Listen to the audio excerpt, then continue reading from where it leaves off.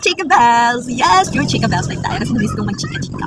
Yes. So, ang topic natin ngayon ay update sa buhay ko. Update sa buhay ko! Magpaparasite ako kaya makinig kayo. Ay, grabe. Anyways, so, simulan natin yung kwento ko. Pabilisan lang to kasi pag minimum 2 minutes lang ako. Huy, hindi. Anyways, ayun. Simulan natin sa mga nabago sa buhay. Hindi nabago sa buhay ko. Kumbaga nabago sa pananaw ko sa buhay ko. Dati kasi, oo, masaya ako, masaya yung pamilya ko, masaya yung buhay ko, appreciated ko naman lahat. Pero iba yung pagkaka-appreciate ko nowadays. Like this school year, nabago siya. Like automatically, grabe yung pananaw ko sa buhay dati. Like dati parang, na-appreciate ko naman yung buhay ko dati. Pero hindi siya sapat, hindi siya enough para tumigil lang sa buhay. Alam mo yun? Kasi nakikita ko before yung paghihirap ng parents ko. And kahit naman na okay na kami, actually, ano ba? Parang, I mean, dati oo, mahirap kami kaya parang sobrang laki ng pangarap ko na, sa laki ng pangarap ko, dumating sa point na hindi ko na rin appreciate yung buhay ko, yung present ko. Kasi lagi kong tinatanong yung future, lagi kong yung pangarap ko. Kumbaga nakapokus ako, hindi ko siya na-appreciate. Kasi nga lagi ako nakapokus sa ano pa ba yung kailangan kong gawin sa buhay ko, yung kailangan kong pagsikapan. And also, hindi lang doon. Yung appreciation ko rin sa buhay ko na meron ako ngayon is hindi lang about din sa pangarap or yaman. Kasi ganun pa rin naman yung buhay namin, wala naman nabago. Pero yung appreciation ko lang yung nagbago. Kasi before, talagang naghahabol talaga ako ng appreciation, recognition sa mga taong nasa paligid ko at sa sarili ko. Parang lagi akong may gustong patunayan, gano'n. So, ngayon, gusto ko pa rin naman patunayan sa sarili ko. Pero parang kahit hindi ko siya mapatunayan, kahit hindi ko makuha yung ibang recognition ng ibang tao, parang okay lang. Kasi at least na-appreciate ko rin naman yung buhay ko. Parang hindi ko kailangan ng approval ng ibang tao, ng validation ng ibang tao. Parang okay na ako, okay na to. Ay, kasi alam mo ba, this school year, may namit akong isang taong nagpabago ng pananaw ko sa buhay. Kasi, jolly person, kung titignan mo lang siya, iisipin mo, wala siyang problema. Kasi, happy lang siya. Lagi nagpapatawa, lagi nag-joke. Lagi siyang nagpapatawa sa amin. Pero, when you talk to him, mag-iba talaga yung pananaw ko sa buhay. Alam mo, unang-unang ginawa niyang biro sa buhay niya. Wala na siyang ama. And, parang, well, marami naman sa kaklase kong ganun yung buhay. Parang namatayan na, ganun kulila na. Pero, hindi ko pa rin talaga siya kayang pakinggan. Oo, it's a reality. Saan naman tayo pupunta para hindi mamatay ka? Kahit sino naman, kahit saan naman, talagang mamamatay din naman lahat ng tao. Pero alam mo yun, hindi ko siya kayang pakinggan na ginagawa siyang biro. Kasi for me, hindi biro ang kamatayan. Pero siguro, isa na rin kasi yun sa coping mechanism niya na ginagawang biro kasi sabi niya matagal na daw yun and kailangan din naman daw mag-move on. So, gets ko naman siya. Pero talagang hindi ko kayang gawing biro yung kamatayan. Talagang hindi ko talaga kayang pakinggan. So, ayun. Tapos isang beses pa, parang pagod na pagod siya. Sabi ko, ano nangyari sa'yo? Sabi niya, ay, nakakapagod maglakad. Sabi ko, ba't ka naglakad? Sabi, lagi niyang sinasabi, lagi siyang paldo sa scatter. So sabi ko, ba't di ko mamasahe, ganun. Kasi sabi niya, nakakapag 500 a day siya. So sabi ko, so bakit hindi ka mag-ipon para bumili ng motor, para hindi ka maglakad ng katitik ka ng araw? Sabi niya, sa bahay kasi parang may pamilya kang binubuhay. Parang di pamilya kang tao, pamilyadong tao, ganun. So doon, tapos yung hindi ko magawang tumawa. Even though yung pagkasabi niya yun, joke. Yung pagkasabi niya yun, in a way of joking, hindi ko magawang tumawa. Kasi may ganun palang buhay. Kasi alam mo ba, since high school ako, never ako nakamit ng tao. Parang lahat ng nasa circle of friends ko, complete family sila. Masaya yung buhay sa bahay, although may mga problema, pero it's a normal para sa akin. Tapos, natong senior high school na kami, may mga bago kaming kaklase, and they have their own story, they have their different story, pero it's the same na para sa pananaw ko, hindi siya normal. Madami akong nakikita ang mga teleserye na ganun yung buhay, pero girl, in a real time, hindi ko siya maiisip na may nabubuhay ng ganun way ng pamumuhay, araw-araw. Kagaya no, isang friend ko na na-meet ko last year. Naging friend ko siya kasi, hindi ko alam, magaan lang yung loob sa kanya. Jolly din yung person, masiyahin din siya. So, hindi mo iisipin, hindi mo akalain na may mga ganung kwento sila. And kung hindi mo maririnig yung kwento nila, hindi mo sila magigets. Alam mo yan. Kasi, siguro mas malala yun. Kasi wala na siyang pamilya. Like, both parents, wala na. And nakatira siya sa relatives nila. And based on what I've heard, sinasaktan siya ng mga relatives niya. So, parang mas malala siya dun sa isa, diba? Pero, it's the same situation pa rin. Lahat nasasaktan. Na dapat hindi naman nabubuhay.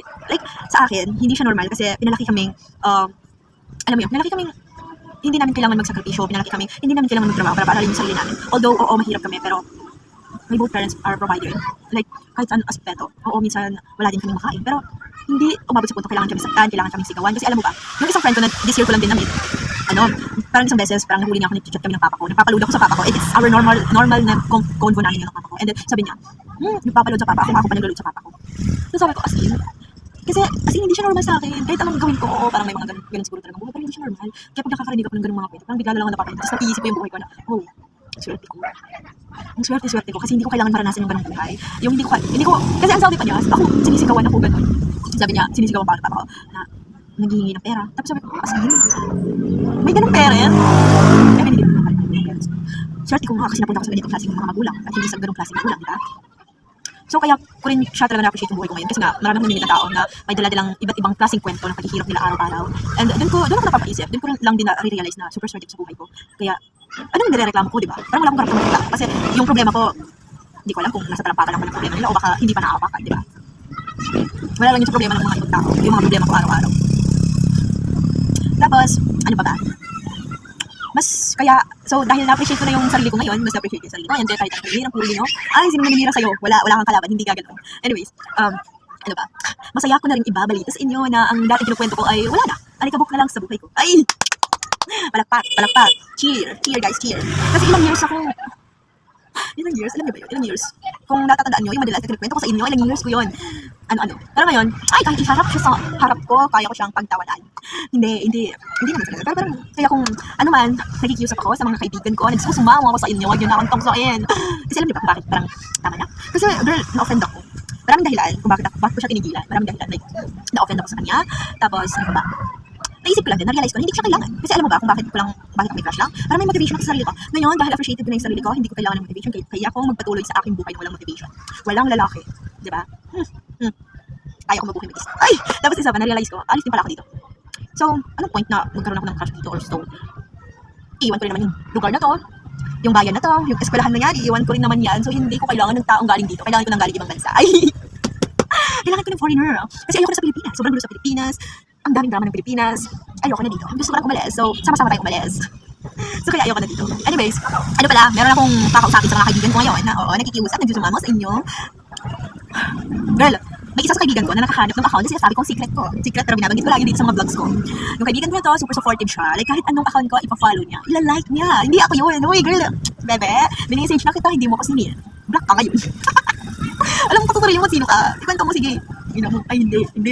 Beb, alam ko naman kasi, sinusuportahan mo lang naman ako sa mga trip ko sa buhay. Pero kasi, hindi kasi ako komportable. Kaya hindi ko sinabi. Kasi hindi ko sinasabi sa inyo kung anong klaseng account may ko sa TikTok.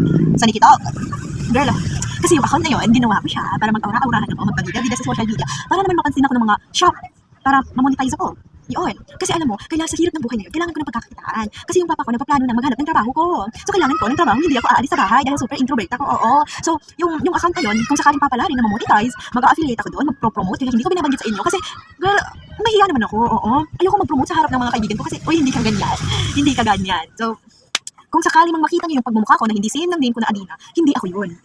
It's my alter ego. It's my MMM. Aura-aurahan account lang. So please, nakikiusap ako. Nagsusumama ako sa inyo. Huwag mo akong i-follow doon. Bebe naman. Grabe naman, sis. Alam ko naman yung suporta mo sa akin. Ramdam ko yun. Hindi kasi ako comfortable talaga. Kasi alam mo ba, ba't ako gumawa ng account? Hindi ko same name. Kasi nga, I don't want anyone. Parang basta masaya ako na walang may kilala sa akin. Oo. Masaya ako. Parang feel ko sobrang laya ko. Sobrang laya kong gawin ko ano yung mga bagay na gusto kong gawin pag walang may kilala sa akin. Yellow lang ako sa inyo kanina. Pasensyahan. Yellow yung ilaw ko. Anyway, yun. So, kung makita naman yun sa ibang kaibigan ko, makita nyo ako na yun, hindi ako yun. So, huwag nyo i-follow yun. Hindi ako yun. Please. Anyways, yes, that's the update. Short update lang, pero inabot naman 10 minutes or so. Anyway, yes, that's it.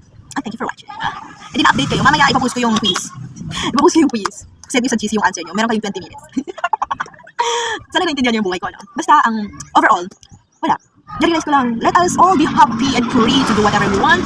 Dahil, minsan lang tayo mabuhay sa buhay. Sunod-sunod na yung namamatay. Kaya, mabuhay tayo lahat. Yes, that's it guys. Thank you for watching and bye-bye.